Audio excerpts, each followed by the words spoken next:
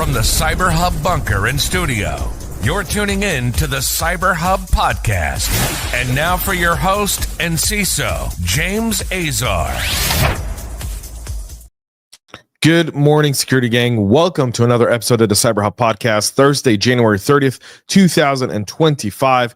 A packed show for all y'all today. But before we get started on this morning's show, my thoughts and prayers, and I think of the entire cybersecurity community, goes out to the team at American Airlines and the families of the victims of that devastating airline crash there at Reagan International. And of course, the three servicemen who also apparently lost their lives. Based on all of the reports, there were no survivors from last night's plane helicopter accident just near Reagan National Airport. So thoughts and prayers goes out to everyone there.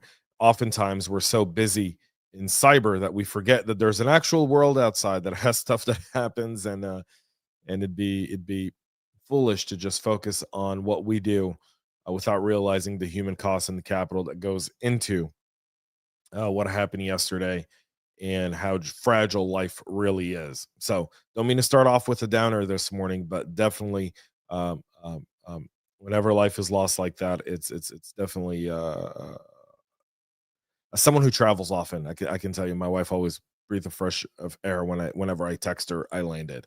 For her, it's you know, she shared that with me yesterday as we were watching the coverage of what happened in DC, and I always take that for granted, but obviously we can't take anything for granted. So with that being said, thank you for tuning in this morning. Let's get into the cybersecurity news. It's just the reason why you turned in today. Got a lot to talk around. Deepseek, again, more and more information becomes available, the more and more you start to understand just how dangerous this tool really is. And my goal here, I think I've put up a fairly good argument as to why you shouldn't use it, but I'm trying to equip you with more information as to why you shouldn't use it as well. Be able to sell against it, as well as Texas AG Paxton taking aim at Kia and data brokers, and something that's really impacting car insurance rates across the world. And who knew? So there's that, as well as some acquisitions in the world of cybersecurity. So without further ado, join me for a coffee cup cheers this morning. Got my double espresso. Whatever you're drinking, let me know in the comments. Coffee cup cheers, y'all. Great. Let's start off with this research from Wiz. So Wiz did, first of all, they did clear disclosure on this. They disclosed it to Deepseek. Deepseek fixed it, and they're now able to release it. So Wiz research, when Deepseek kind of came online early January before this weekend, they kind of saw Deepseek come online. Their researcher teams went right at it. They did a responsible disclosure to Deepseek over the fact that they were able to find a publicly accessible ClickHouse database belonging to them, which allows them to fully control over database operations, including the ability to access internal data. The exposure includes over 1 million lines of log streams containing chat history, secret keys, backend details, and other highly sensitive information. Deepseek, which all of you may know, Chinese startup, right there you can see plain text chat messages from Deepseek, which translates into just some search functions that were used there. The ClickHouse database responses, as they were kind of going through the responses there, and then the exposure walks through the ports that they found that were available, which were unusual.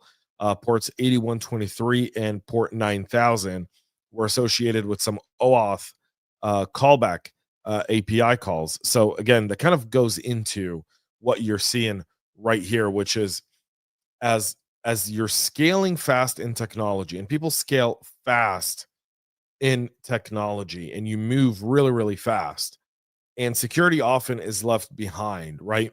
I mean, if you listen to the episode I did with Andy Ellis, who's a partner at YL Ventures and a former CISO, a Hall of Fame CISO, he really did talk about how, you know, you don't really bring in a CISO in a startup until Series C, and as an investor, he says that, meaning your company's already got a whole bunch of customers. It's developed beyond one or two different applications and products that are publicly accessible before you start to address security.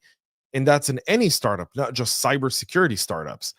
So if you can imagine that that's how you kind of build and you're scaling really, really fast, I think this is where I kind of disagree with Andy's notion there, because when you have these types of issues, this could be extremely damaging to the company.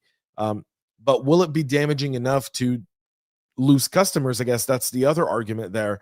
And I don't know that that would be the case as well, right? Depending on what kind of company you are. But DeepSeek for their end, um, obviously moving fast.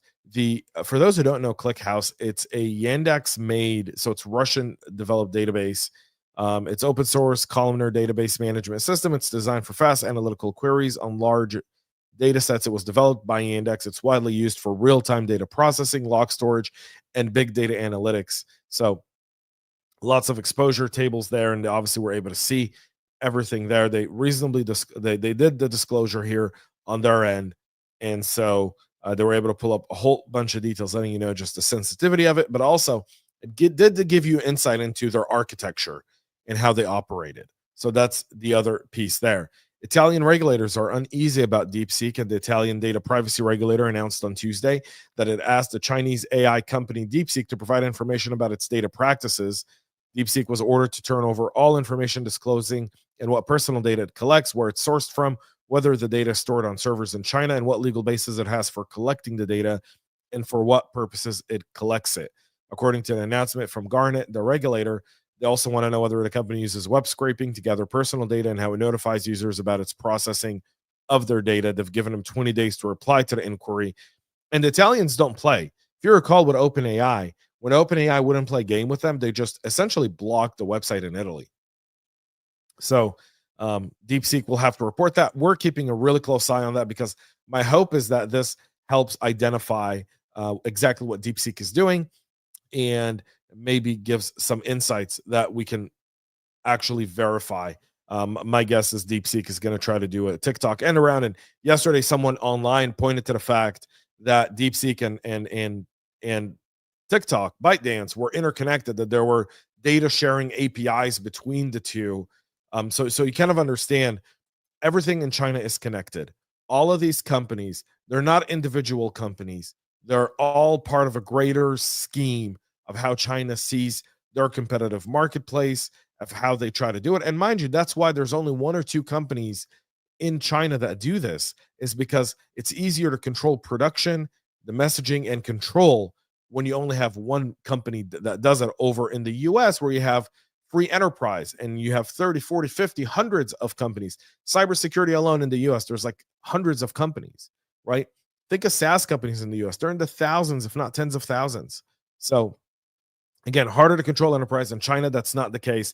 That's the risk of doing business with Chinese entities. Essentially, you're doing business with the Chinese Communist Party in China, and their interest trump your business interest as well. So that's something to keep in mind. We move on to a Zyxel CPE series devices that are currently being exploited with a critical command injection vulnerability. That's CVE 2024-4089-1. This has remained unpatched since at least July of last year. The vulnerability would allow an unauthenticated attacker to execute arbitrary commands using the supervisor or Xi user service accounts. VoneCheck added the security issue to its database last year on July 12th and listed it among other issues exploited in the wild for initial access. Technical details were not publicly disclosed, and Zyxel did not release a security advisory or even a patch for the CVE, which still remains exploitable even in their latest firmware. It appears that the attackers have discovered how to leverage the vulnerability and are now using it in attacks, as threat monitoring platform Greynoise has observed exploitation activity originating from multiple unique IP addresses. They said that the notes, Greynoise notes that the flaw is similar to CVE 2024-4089-0, which is HTTP based. However, VoneCheck confirmed the current exploitation detection is unpatched for CVE 2024-4089-1. Greynoise is observing active exploitation attempts targeting a zero-day critical command injection vulnerability. So, considering there's no security update for the problem, system admins should at least try to block IP addresses from launching the exploitation attempt. However, they'll just change IPs and be able to do that. So, best thing to do, rip it out. Rip it out. Yeah, and Avishai here saying, waiting for round C before getting a CISO or at least a vCISO, not smart. 100% support that, Avi. 100% support that. Another Mirai botnet variant is making rounds, this time as a DDoS as a service by exploiting flaws in the Mitel SIP phones. It also features a unique capability to communicate with C2 commands. Akamai security intelligence and response teams identified the variant of the infamous botnet dubbed Aquabot. It's actively exploiting CVE 2024-41710, which is a command injection vulnerability that impacts various Mitel models that are used in corporate environments. They're revealed in a blog post published January 29th. The vulnerability relies on input sanitization flaw, and exploitation can lead to root access of the device. Researchers Kyle Lefton and Larry Cashdollar wrote in a post. I love that last name, by the way, Larry Cashdollar. The variant in the third version of Aquabot to appear on the scene. The first version was built off the Mirai framework with the ultimate goal of DDoS. That was discovered back in November of 2023 and reported by Anity Labs. And now the second version of the bot tacked on concealment and persistence, as well as preventing device shutdown and restart. That remains present also in version 3. Again, Mirai Botnet, every time they take it down, it comes back up.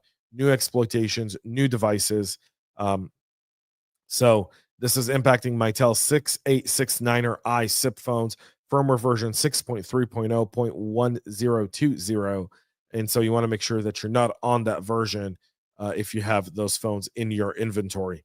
Texas AG Ken Paxton is now saying that there's an illegal practice that's violating the Texas data privacy law being done by auto manufacturer Kia by essentially selling sensitive driver information to third parties without informing consumers that the data can be used to hike their insurance premiums.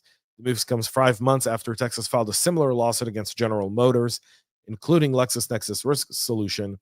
Earlier this month, the FCC announced a proposed settlement with GM, which prohibits the car company from sharing customer geolocation data with consumer reporting agencies and data brokers for 5 years. You know what would be a good solution for this? Here's a good solution for this. A federal data privacy law that ensures that consumers have a right to consent to how your data is being sold in a clear and manageable way. That federal data privacy law has been approved at a committee waiting to get voted on by both the House and the Senate, and should be brought up as soon as humanly possible, get voted on and enacted into law by President Trump. In that way, you put an end to this whole thing. Thank you for the real Casado, $1 here. Hey, love it. All right, folks. Continue with several major cyber criminal websites that are being seized this week as part of an international law enforcement operation. Again, another one where the good guys are prevailing. The websites like Nulled, Cracked, Celix, and Stark RDP are now greeted by a message saying the site has been seized as part of Operation Talent. I wonder how many meetings they have to do to come up with an operation name. The website's screen contains the logos of law enforcement agencies in the U.S., Australia, Greece, Germany, Spain, Romania, France, and several other countries. Nulled and Cracked are the most well-known of these sites. The two forms have been around for years. The other targeted sites offered virtual servers, financial platforms for cybercriminal activity. The DNS records were temporarily directed to an FBI server, according to the Dark Web Informer. It's unclear if the operation also came out with arrests or whether they just seized those websites. So there's that there. Happy Thursday to Ernesto. And yeah, Avishai, no one, 5 new ones will come up. Absolutely. Because again, the decentralized nature of cyber crime is one guy operates it, but they've got a whole bunch of affiliates. Those affiliates will see his site taken down. They'll all go and take their part of the site, collaborate, build 5 more. That is like mushrooms grown after the rain. Take one out, more come through. An ongoing investigation into North Korea's Lazarus group on cryptocurrency entities and software developers worldwide has uncovered a hidden admin layer that the threat actors have been using to centrally manage their C2 infrastructure. The investigation was done by researchers at Security Scorecard, and it showed Lazarus using the newly discovered infrastructure to maintain direct oversight over compromised systems, control payload delivery on them, and efficiently managing exfiltrated data. Significantly, the threat actors using the same web-based admin platform and other campaigns, including ones involving the impersonation of IT workers.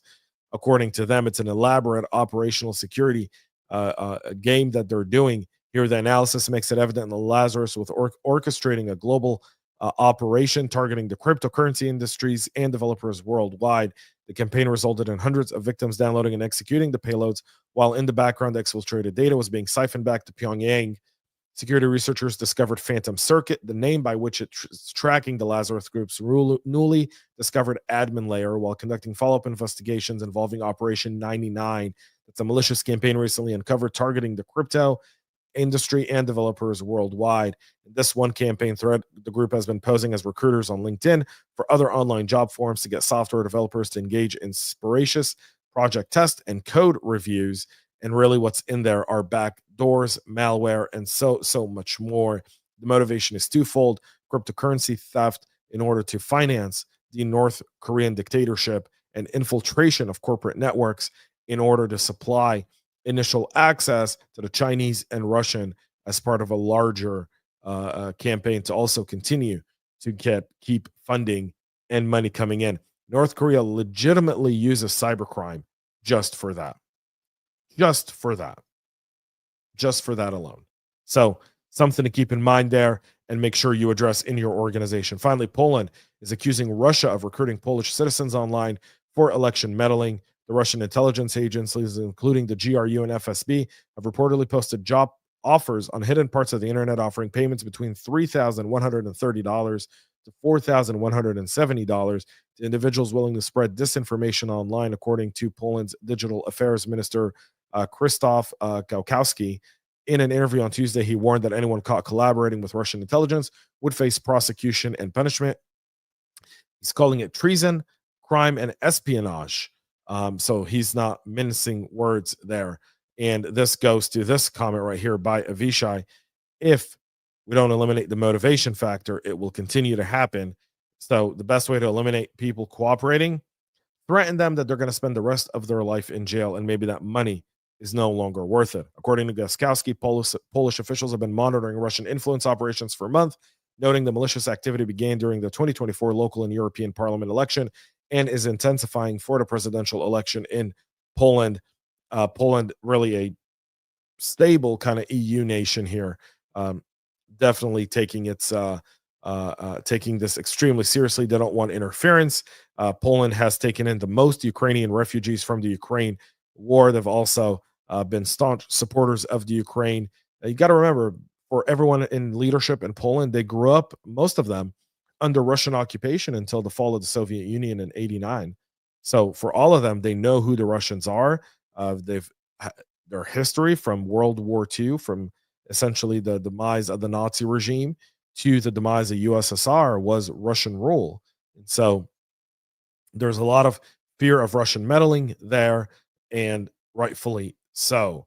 And they know that. And in industry news, Tenable has agreed to buy Vulcan Cyber for roughly $150 million, $147 million in cash, and $3 million in stock. The deal is expected to close in the first quarter of this year. Vulcan will improve Tenable's exposure management platform, including with capabilities that will enhance customers' ability to consolidate exposure across their security stack, prioritize risk, and streamline remediation, meaning best in suite, not best in class. That's the trend. You're seeing all this consolidation by big companies. One, they have the cash. Number two, they realize the more products they can add, the more solutions they can offer a customer, the best in suite they are. So I don't just need to be best in class. I can be best in suite, give you a whole bunch of solutions that are good enough to help you get the job done, and I'll likely keep that business. That's the case here. Vulcan Cyber coming in. Congratulations to the team at Vulcan and Tenable. This was obviously a deal that was being worked on before the untimely passing of Amit. So there's that. That's it for our show this morning. We'll be back Monday, 9 a.m. Eastern, live with all the latest and greatest. If you haven't subscribed at cyberhubpodcast.com, this Saturday, I'm doing a whole story around the role of CISA and kind of some of the information I've been getting from DHS and the new administration on what does CISA under Trump 47 really look like ideally, and how does cyber look like it. And if you missed RFK Jr.'s hearing yesterday, Senator Mark Warner asked a very peculiar question of Robert F. Kennedy Jr. That question was, are you going to keep the cyber team at HHS? Mark Warner, obviously a big staunch cyber proponent in the Senate, and a great voice for us to have, asking that question in a confirmation hearing. Odd, yet does it show that there's something percolating about cybersecurity in this new administration, rethinking our approach to cyber. So all of that on Saturday. You can go and check that out. Again, go to cyberhubpodcast.com and get it there. Until then, have a great rest of your day. Have a great weekend. And most importantly, y'all, stay cyber safe. We love feedback, so make sure to connect with us on social media and subscribe to our podcast on your favorite podcast listening platform.